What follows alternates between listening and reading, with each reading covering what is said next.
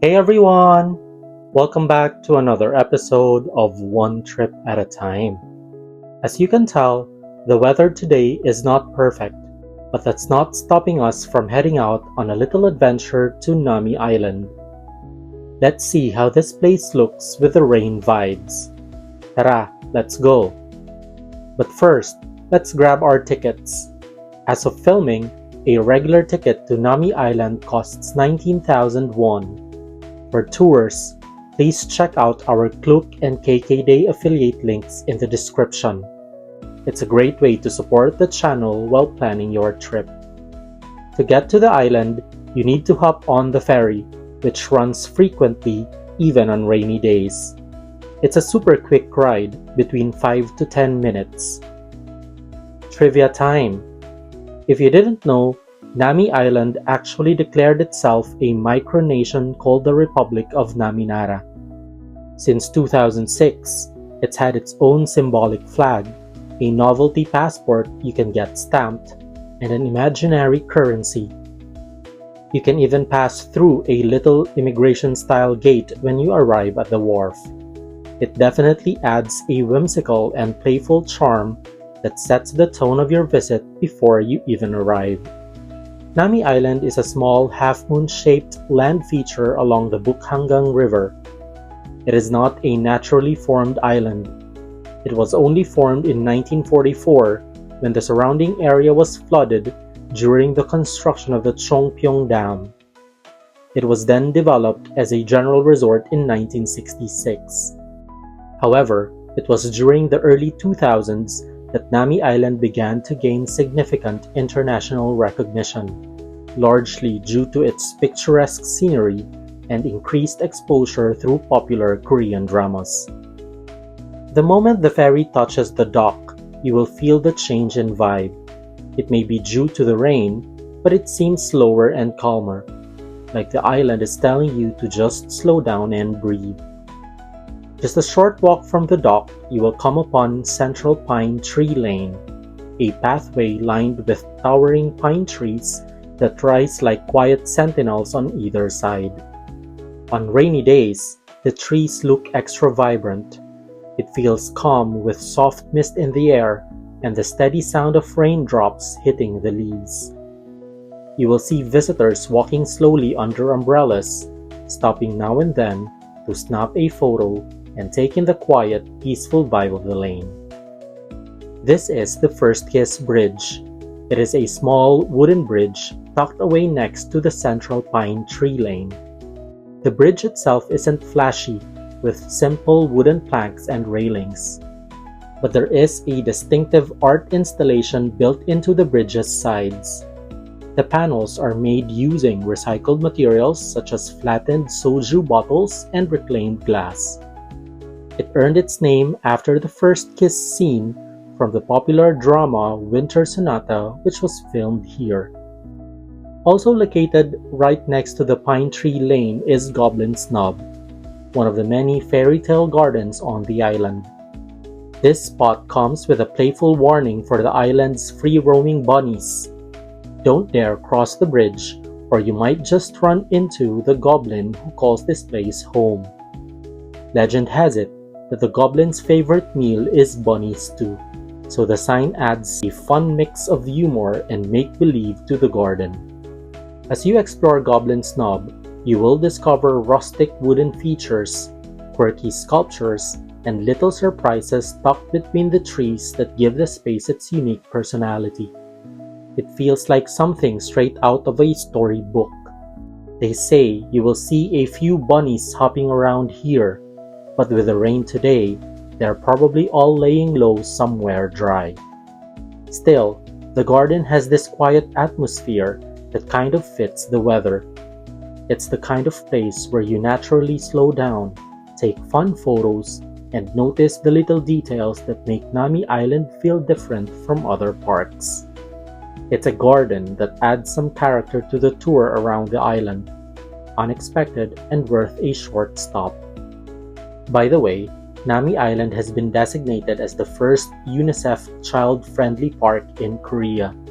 So of course, you will find playgrounds scattered around, like this one, the Unchi Garden. It looks more than just a playground. It feels like an adventure zone tucked into nature, and the brown colors blend into the island's natural landscape. Children who will play here will be surrounded by trees, birds, and that fresh island air.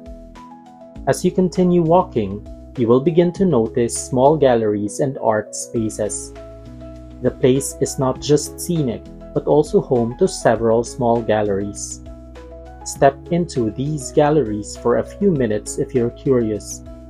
Inside, you will find artworks and stories from all over the world.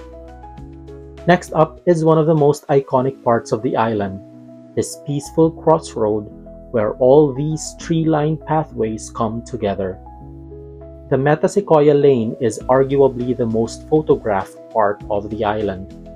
If you have ever seen Winter Sonata, this is where one of its most iconic scenes was filmed. Right here is the Winter Sonata statue, a tribute to the love story that made Nami Island famous around the world.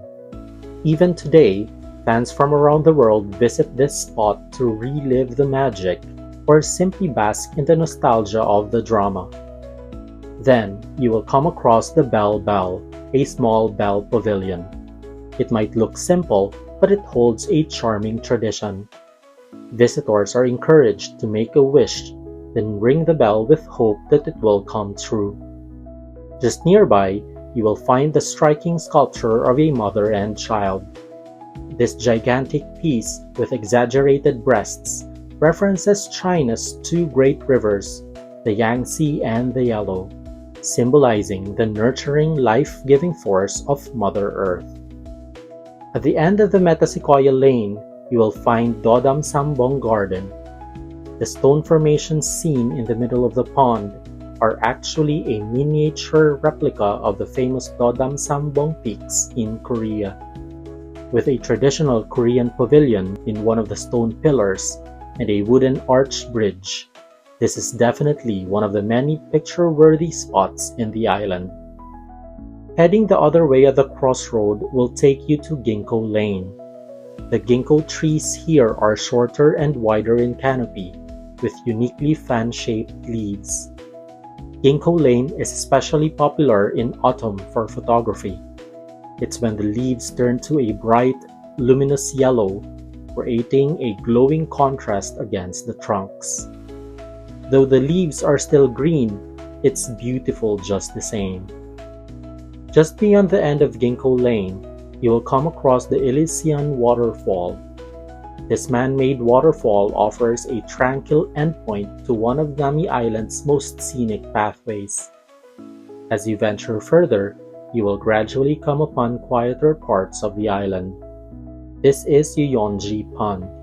This shallow pond, surrounded by willow trees and seasonal plants, have quaint wooden bridges that rise just slightly above the surface. No wonder we spotted peacocks and bunnies wandering freely through this area. These animals roam comfortably alongside visitors, adding a whimsical fairy tale-like charm to the experience. While most visitors explore Nami Island as a quick day trip, those looking for a more peaceful experience can opt for an overnight stay. Spending the night allows you to enjoy the island in a completely different light. After the last ferry departs and the day tour crowds fade away, the island transforms into a quiet retreat. You will have the forest pathways, riverside views, and starry skies almost entirely to yourself. If you want to do this, the only accommodation available is the Gangwon Hotel.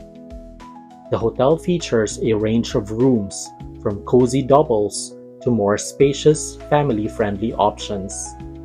It even offers private bungalows tucked away towards the edge of the island for a more secluded retreat.